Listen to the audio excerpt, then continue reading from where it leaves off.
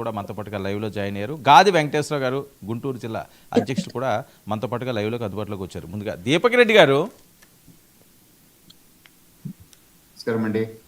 నమస్కారం దీపక్ రెడ్డి గారు. ఏంటి సార్ సభ ఎటువైపు వెళ్తుంది, ఏం జరుగుతుంది?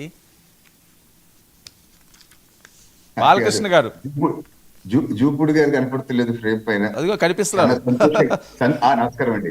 చాలా సంతోషంగా ఉండుంటారు. ఇప్పుడు కూటమి మధ్యలో మనము ఏదో ఒకటి పెట్టొచ్చు అని వైసీపీ వాళ్ళు పొద్దుటి నుంచి చేసే ప్రయత్నాలు వారికి సంతోషం తెస్తుందో లేదో మాకు తెలీదు.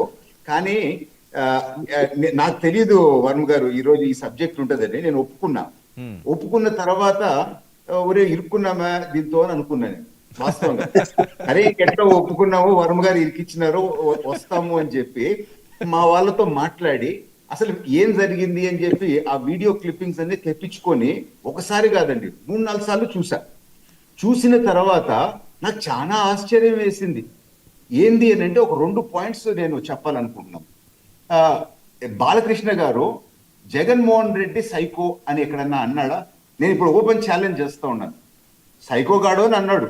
ఆ సైకో గాడు ఎవడన్నా ఉండొచ్చు, కానీ వైఎస్ఆర్ పార్టీకి సంబంధించిన వాళ్ళు పొద్దుటి నుంచి ప్రతి దగ్గర మా జగన్మోహన్ రెడ్డి సైకో అని చెప్పి మాట్లాడుకోవటం అనేది ఏందో నాకు అర్థమే కాలేదు. అదొక పాయింట్.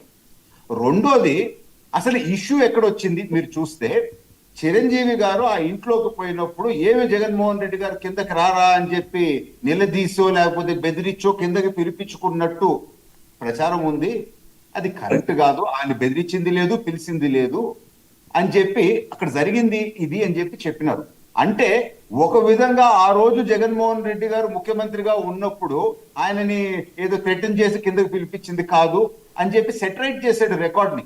సో ఇన్ఫాక్ట్ ఆ విధంగా చెప్పి ఉండుంటే చిరంజీవి గారికి ఇబ్బంది వచ్చిండేది కదా. అంటే జగన్మోహన్ రెడ్డి గారిని చిరంజీవి గారు థ్రెటన్ చేసినారు అనేది వచ్చిండేది కదా అభిప్రాయము.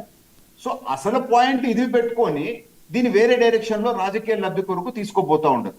వాస్తవంగా నేను చెప్తాను, మా తండ్రి గారికి క్యాన్సర్ ఉన్నప్పుడు ఒక 2-3 ఇయర్స్ బ్యాక్ నేను బాలకృష్ణ గారికి చెప్పలేదు. వారు పర్సనల్ గా పోయి హాస్పిటల్లో రూమ్ లో పోయి మా తండ్రి గారిని 2 times విజిట్ చేశారు. అటువంటి మంచి మనసు ఉండే మనిషి బాలకృష్ణ గారు. సో ఈ విధమైన డిస్టర్బెన్సెస్ అన్నీ వచ్చినాయి కనుక అదేదో క్లారిఫికేషన్ కొరకు వారు చెప్పడం జరిగింది. దాన్ని వైఎస్ఆర్ వాళ్ళు లబ్ధి పొందే దాని కొరకు ఎట్లన్నా సరే కూటమి ప్రభుత్వం మధ్యలో ఒక డిఫరెన్సెస్ తీసుకొని రావాలా అని చెప్పి సర్వ ప్రయత్నాలు చేస్తూ ఉండరు. నాకు అర్థమే కావటం లేదు. ఎవరో చిరంజీవి ఫ్యాన్స్ అని చెప్పి ఏదో అన్నారు అని చెప్పి మీరు ఇప్పుడే ప్రోమోలో అన్నారు.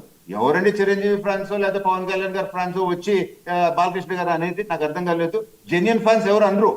మీరు ఈ రోజు పోయి మీ కెమెరామ్యాన్ ని పంపించి అతి మాటలు మాట్లాడే వాళ్ళు ఎవరినో మీరు చెక్ చేయండి. వాళ్ళు వెనకాల వైసీపీ వాళ్ళు ఖచ్చితంగా లేకపోతే నన్ను అడగండి. అంటే దీపక్ రెడ్డి గారు నేనేది చూడకుండా కాదండి, నేనేది చూడకుండా అందులో నిజాలు లేకుండా నేను మాట్లాడను. నేను ఖచ్చితంగా చెప్పగలను, అఖిల భారత మెగా ఫ్యాన్స్ అధ్యక్షులు కూడా, అది వెంకటేశ్వర గారు చెప్తారు, అది ఆ పేరు నేను ప్రస్తావించిన అందరికీ ఇప్పుడు అర్థమైపోయి ఉంటుంది. చాలా దగ్గరగా చిరంజీవి గారితో ఉన్న ఆయన పెట్టిన మెసేజ్ అది మీకు చూపించమంటారా? క్షమాపణ చెప్పాలి, చెప్పకపోతే ఒప్పుకోండి. ఈ రోజు